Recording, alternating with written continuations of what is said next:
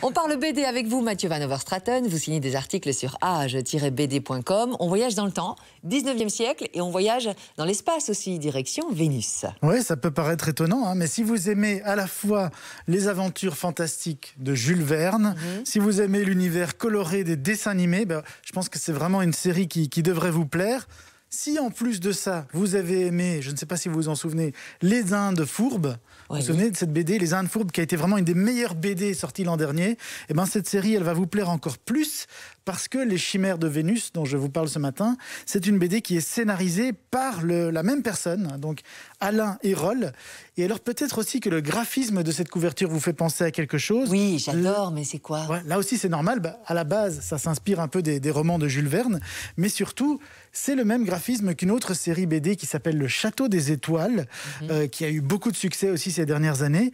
Et en fait, Les Chimères de Vénus, c'est une spin-off du Château des Étoiles, puisque dans la série Le Château des Étoiles, l'auteur imagine que la conquête de l'espace démarre avec un siècle d'avance. Parce qu'on se dit, on a été sur la Lune en 1969, non pas en 1869. Si, ici, on imagine qu'ils vont déjà sur la Lune, sur Mars, à l'époque de l'impératrice Sissi, à l'époque de Louis II de Bavière.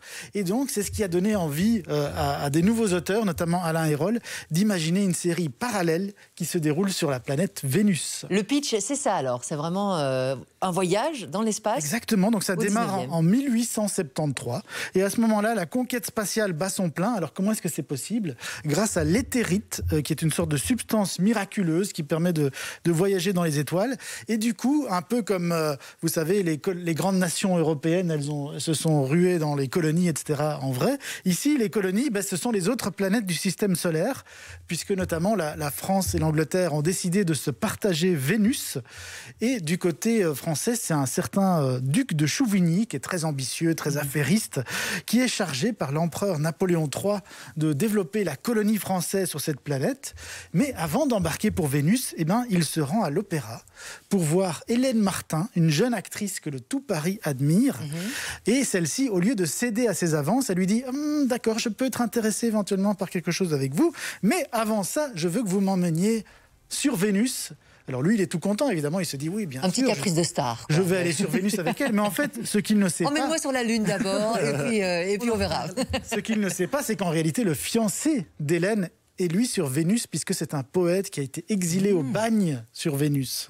Et quand je feuillette l'album, regardez d'ailleurs avec moi, il y a des dinosaures sur Vénus, on y est là, sur la planète. Ils vont connaître des moments un peu mouvementés sur Vénus, puisqu'en réalité, la nature sur cette planète, elle correspond à celle de la Terre, mais à une évolution beaucoup plus lente, c'est ça. Ouais. Donc ça correspond un peu à notre préhistoire, avec des jungles sauvages, des océans déchaînés et effectivement des gigantesques dinosaures. Donc vous allez me dire, des dinosaures sur Vénus, c'est pas très crédible. Effectivement, le reste n'est pas non plus. C'est pas le but. C'est pas une BD très réaliste, c'est pas une BD crédible. Non, vraiment, le but, c'est de s'amuser. C'est clairement, on se laisse embarquer dans cette épopée pleine d'aventures, de merveilleux, d'humour.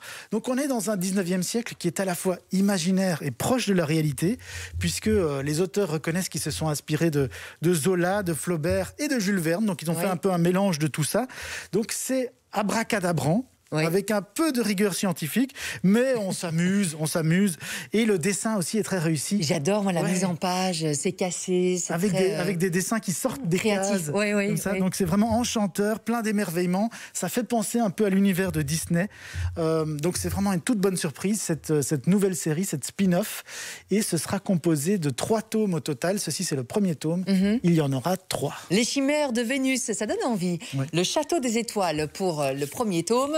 À vous de jouer maintenant par SMS. C'est bien le 6003. Démarrez votre message par jouons, nom, prénom, coordonnées complètes, adresse mail. On jouera tout à l'heure avec une petite question. Et puis il y aura l'autre BD, Sous Terre aussi, dont vous nous avez parlé, Mathieu, où là c'est plutôt vulgarisation scientifique. On nous explique un peu ce qui se passe. Et dans les deux cas, on s'amuse. Et dans les deux cas, on s'amuse. Elle est pas belle la vie. Et ça, c'est grâce à vous.